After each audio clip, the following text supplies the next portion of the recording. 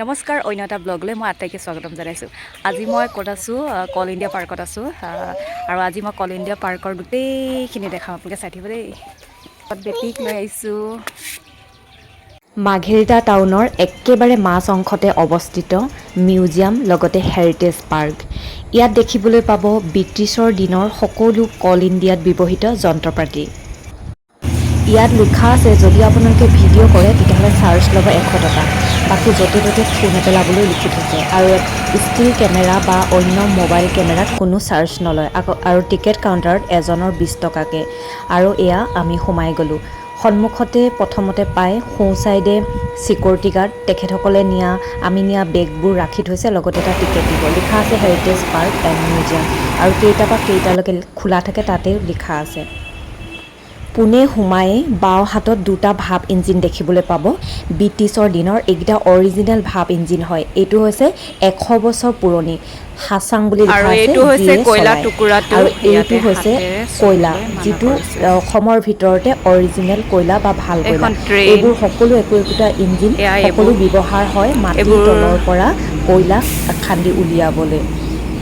আচলতে এই পাৰ্কখনত যিমানবোৰ ইঞ্জিন আছে এইবোৰ সকলো অৰিজিনেল সেই সময়ত, অৰ্থাৎ ভাৰত স্বাধীনতা হোৱাৰ আগতে ব্যৱহাৰ হোৱা, অৰ্থাৎ ইংলেণ্ডৰ পৰা লৈ অহা কিছুমান মেচিন।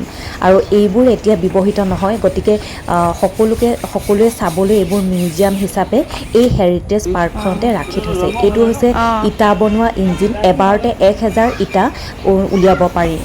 আৰু তেওঁলোকে এইটো চাফা কৰি থাকে। কৰ্মচাৰীসকলে এই ইঞ্জিনবোৰ মাজে মাজে কালাৰ কৰে, চাফা কৰি থাকে। আৰু এই গাড়ীখন হ'ল সেই সময়ত, আৰু এই এম্বেচাডৰখন ব্যৱহাৰ কৰিছিল সেই সময়ৰ চাহাবসকলে। আৰু কোৱা হয় যে জ্যোতিপ্ৰসাদ আগৰৱালাইও এই এম্বেচাডৰখন ব্যৱহাৰ কৰিছিল। আৰু ইয়াত প্ৰত্যেকটো মেচিন, প্ৰত্যেকটো যন্ত্ৰপাতি, প্ৰত্যেকটো সামগ্ৰীৰ তলতেই এইটো কেতিয়া ব্যৱহাৰ কৰা হৈছিল, কোনে আনিছিল, এনেকৈ সকলোৰে ডিটেইলছবোৰ লিখা আছে। আৰু এইবোৰ হৈছে একো-একোটা পাৱাৰ ছুইচ। আৰু পাৱাৰ ছুইচবোৰ কেতিয়া ব্যৱহাৰ হৈছিল এনেকৈ লিখা আছে। আৰু ইয়াৰ প্ৰতিটো সামগ্ৰীয়ে, প্ৰতিটো ইয়াত ব্যৱহৃত যন্ত্ৰপাতি অৰিজিনেল হয়। সেই ব্ৰিটিছসকলে ইংলেণ্ডৰ পৰা আনি অসমত ব্যৱসায় কৰিবৰ কাৰণে তেখেতসকলে এইবোৰ আনিছিল। যিহেতু ব্যৱহাৰ নোহোৱাৰ পিছত যেতিয়া ইংৰাজসকল গুচি গ'ল, কল ইণ্ডিয়াৰ কাম আগৰ দৰে নচলিল, যিহেতু নতুন টেকন'লজি আহিল, সেইবোৰ এনেকৈ পাৰ্ক হিচাপে মানুহক দেখাবৰ কাৰণে ইয়াতে এনেকৈ ৰাখি থৈ দিছে। আৰু ডাইন'ছৰটো ৰখা কাৰণ এইটোৱে যে যিহেতু সকলোৱে জানে যে কয়লা কেনেকৈ সৃষ্টি হ'ল। আগৰ দিনত বহুত যুগৰ আগতে ডাঙৰ ডাঙৰ জীৱ জন্তুবোৰ মৰি তাৰ ওপৰত পাহাৰ পৰ্বত সৃষ্টি কৰি কেনেকৈ কয়লা মানে হ'ল সেইটো বুজাবলৈ তেনেকৈ পাৰ্কত কয়লা সেইটো চিম্বলটো ডাইন'ছৰ থৈ দিছে। আৰু এইটো এটা সুৰংগ হয়, কেনেকৈ কয়লা খনি সৰু সৰু খাল, মানে কি বুলি কয় ঠেলাৰ নেকি, এইবোৰে গৈ সুৰংগত কেনেকৈ তাৰ ভিতৰত মানে কয়লাবোৰ খান্দে তেনেকুৱা আছে। কিন্তু এইটো বৰ্তমান বন্ধ কৰি ৰাখিছে। আৰু এইটো হৈছে এটা ইঞ্জিন, তাৰমানে এই গোটেই ইঞ্জিনটো তাত যেতিয়া মানে কয়লা কাম চলি থাকে, কেনেকৈ ইঞ্জিনটো কেনেকুৱা মানে দেখিবলৈ তাৰ ভিতৰত, সেইটো ইয়াতে এনেকৈ থৈ দিছে। আৰু এইখন হৈছে গোটেই কয়লা খনিখন কেনেকুৱা দেখিবলৈ আৰ্টিফিচিয়েল, ইয়াত এনেকৈ বনাই থৈছে। তাৰ ভিতৰত কেনেকৈ পাহাৰ মানে কি আছে, কেনেকৈ পাহাৰত কেনেকৈ খন্দা হয়, আৰু তাৰ ভিতৰত কেনেকুৱা কি কৰিব পাৰি, কেনেকৈ গাড়ী ৰাখিছে মানুহবোৰে, কোনখিনিত কি আছে, মানে আপোনালোকে ডাইৰেক্ট গৈ নাচালে এইডোখৰ চালেই আৰ্টিফিচিয়েল বনাই থৈছে, গম পাব, এটা আইডিয়া কৰিব পাৰিব। গতিকে গোটেই কয়লা পাহাৰখনে ইয়াত এনেকৈ কৃত্ৰিমভাৱে বনাই থৈছে। এইখন চালে আপোনালোকে এটা মানে নলেজ ল'ব পাৰিব যে অৰিজিনেল আচলতে কয়লা খনিখন কেনেকুৱা। আৰু এই পুৰণি হেৰিটেজ পাৰ্কখনৰ আটাইতকৈ আকৰ্ষণীয় বস্তুটোৱে হ'ল ডাইনাছৰটো। প্ৰকাণ্ড ডাইনাছৰটো দেখি মোৰ বেটীয়ে চু কৰিবলৈ আৰম্ভ কৰিলে। আৰু তাই বিৰাট ভয় খাইছে, হ'লেও চাবলৈ এৰা নাই। আৰু ইয়ালৈ যিমানবোৰ মানুহ আহে প্ৰায়ভাগ ইউটিউবাৰ বুলি ক'ব পাৰি, সকলোৱে আহি ভিডিঅ' কৰিবলৈ লাগি যায়। আৰু ইমান ডাঙৰ প্ৰকাণ্ড ডাইনাছৰটো প্ৰথমে দেখি ময়ো আচৰিত হৈছিলোঁ, কাৰণ ইমান ওচৰতে থাকি আজিলৈ যোৱা নাছিলোঁ। আৰু সঁচাকৈ এই ইঞ্জিনবোৰ দেখি মানে এনেকুৱা এটা ফিল হয়, সঁচাকৈ আগতে ইংৰাজে কেনেকৈ মাথা লগাই আমাৰ অসমত বিজনেছ কৰিছিল। তোমাৰ সেই ড্ৰামকাৰবিলাকৰ নিচিনা দেখাইছে, দেখিছানে? আনলক কৰিছে, দেখিছানে? ফায়াৰ ইঞ্জিন থৈছে, দেখিছানে? তেনেকৈ মানে সেইখিনি চব ফেচিলিটি থয় সেইবিলাক ওপৰত আছে কোনটো সেইবিলাক তেনেকৈ কৰি এনেকৈ তললৈ গৈ থাকে এইখিনি অ'পেন কাষ্ট বুলি কয় যোনটো মাইণ্ড হয় মাইণ্ডলৈ এনেকৈ যায় এইখিনি যায়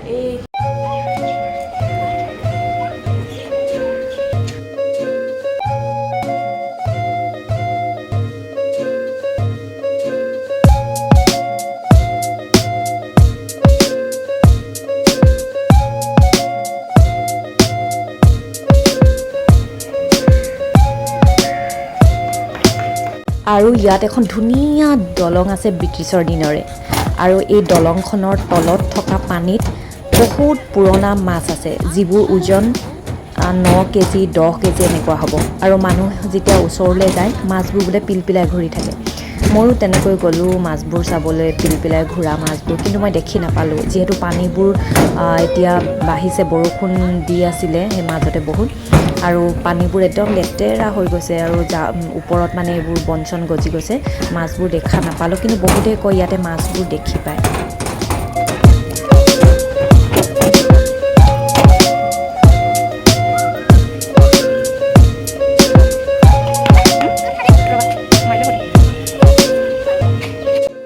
আৰু এইটো হৈছে মানচিত্ৰৰ ঘৰ ইয়াতে চেণ্ডেল খুলি যাবলৈ মানা কৰিছে ইয়াতে গোটেই পিকচাৰবোৰ আছে পিকচাৰবোৰ মানে অসমৰ কোনখিনিত কয়লা আছে কয়লাবোৰ কেনেকুৱা কয়লাবোৰ গাড়ীবিলাক কয়লা থকা জেগাখিনি কেনেকৈ যাব পাৰে কোনখিনি মানে ভাৰতৰ কোনখিনিত কয়লা পোৱা যায় অকল মানচিত্ৰবিলাক ধুনীয়াকৈ ইয়াত অংকন কৰা হৈ আছে আৰু অসমৰ পুৰণি কিছুমান ছবি ইয়াতে দিয়া আছে আৰু এই মানে এনেকুৱা ফেমিলিবিলাকৰো দিয়া আছে যিসকলে ইয়াতে কয়লাত প্ৰথম মানে কয়লা আৱিষ্কাৰ কৰিছিলে বুলি ক'ব পাৰি তেওঁলোকৰ ফেমিলি ফটোও আছে আৰু ছোৱালী ছবি অকণমান এনেই আৰু এনেকৈ বনালোঁ ইয়াতে আৰু ইয়াতে দেখুৱাইছোঁ অসমৰ ভিতৰত আটাইতকৈ ডাঙৰ এটা প্ৰতিচ্ছবি যিটো অসমৰ ভিতৰত যিয়ে নবনাওক কিয় মূৰ্তিয়ে হওক কিবাই হওক তাৰ ভিতৰত আটাইতকৈ ডাঙৰ এইটো ডাইনাছৰ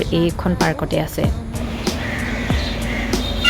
এইবাৰ আহিলোঁ আমি সংগ্ৰহালয় অৰ্থাৎ মিউজিয়ামলৈ একেবাৰে ৰ'দত ভিতৰত পূৰা AC ফেন লাগি আছে ইমান ঠাণ্ডা এটা পৰিৱেশ আৰু বস্তুবোৰ ইমান সযতনে ৰাখিছে আৰু এখেত হ'ল পুনে সোমাই সোঁ চাইডে জন বেৰী হোৱাইট এখেতৰ দ্বাৰাই আজি আমি যিটো কল ইণ্ডিয়া কোম্পানী পাইছোঁ সেইটো আগতে এয়াৰটেক কোম্পানী আছিল তাতে তেওঁ চেয়াৰমেন আছিল ক'বলৈ গ'লে বৰ্তমান ডিব্ৰুগড় অসম কলেজৰ তেওঁ হৈছে প্ৰতিষ্ঠাপক এই মিউজিয়ামটো দেখিবলৈ পাব 100 বছৰ 200 বছৰ পুৰণি কিছুমান সামগ্ৰী এইবোৰ হ'ল ফিল্ম প্ৰজেক্টৰ যিবোৰ চাগে প্ৰথম ব্যৱহাৰ হৈছিল মটৰ বোট প্ৰজেক্টৰ এইবোৰ মটৰ লগাই ব্যৱহাৰ কৰা হৈছিল এইবোৰ চুবলৈ ডোন্ট টাচ চাবলৈ দিয়া নাই বাৰু আৰু এইবোৰ পাংখা এই ব্ৰিটিছৰ দিনৰে পাংখা এতিয়া যিহেতু এইবোৰ পোৱাই নাযায় গতিকে এইবোৰ মিউজিয়ামত সংগ্ৰহ কৰি ৰাখিছে কিমান চনৰ পুৰণা ফিল্ম প্ৰজেক্টৰ আগতে ফিল্ম প্ৰজেক্টৰ আছিলে এনেকুৱা এইটো আছে ফিল্ম প্ৰজেক্টৰ এইটো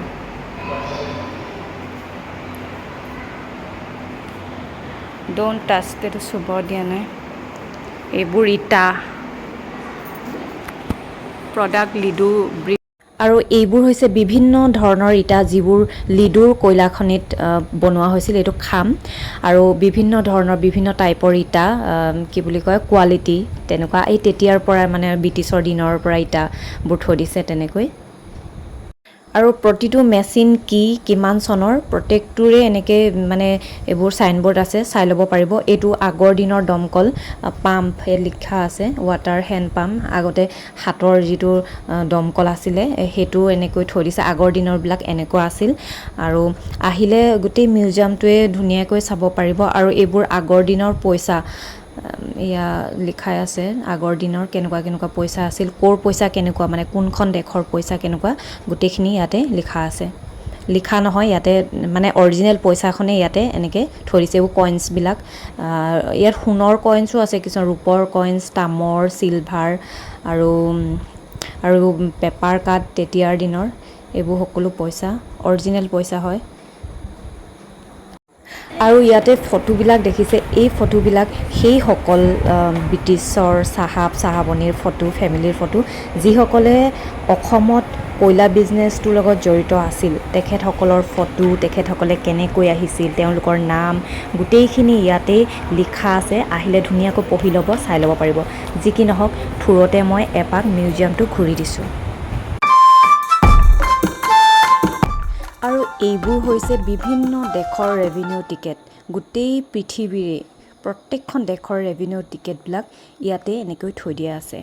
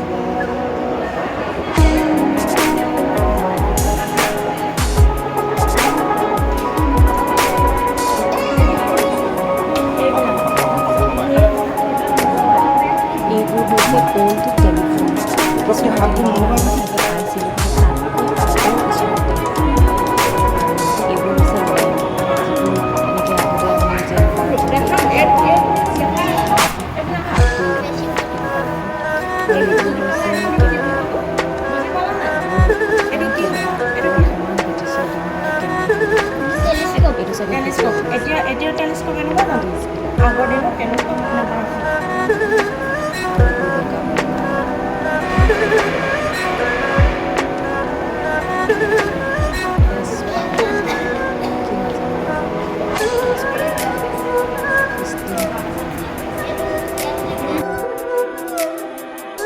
এইবোৰ কি হয় মানে ইয়াতে চবৰে এইবোৰ মানে চাইনবোৰ্ড মৰাই আছে। এইবোৰ ইটা, বিভিন্ন ধৰণৰ ইটা। আৰু ইয়াতে আহিলেই গম পাব সকলোবিলাক একদম পুৰণা, 100 বছৰ আগৰ, 100 বছৰৰ এইবোৰ লাইট। প্ৰতিটো ব্ৰিটিছৰ দিনৰ মানে অকল কয়লা খনিত ব্যৱহৃত বস্তু ইয়াতে। কয়লা, লিডুৰ কয়লা খনিত যিমান গোটেই কয়লা খনিখনত ব্যৱহৃত বস্তু, গোটেই কয়লা খনিখন আপোনালোকে আজিলৈকে কিতাপত পঢ়ি আছে।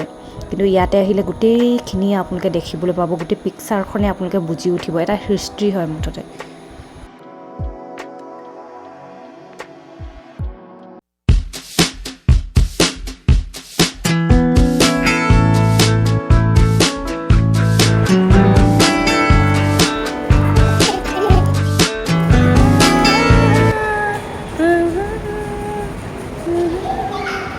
বাৰু যি কি নহওক, কয়লা খনি অৰ্থাৎ অসম বিখ্যাত কয়লা খনি লিডুৰ বিষয়ে অকণমান আভাস দিলোঁ।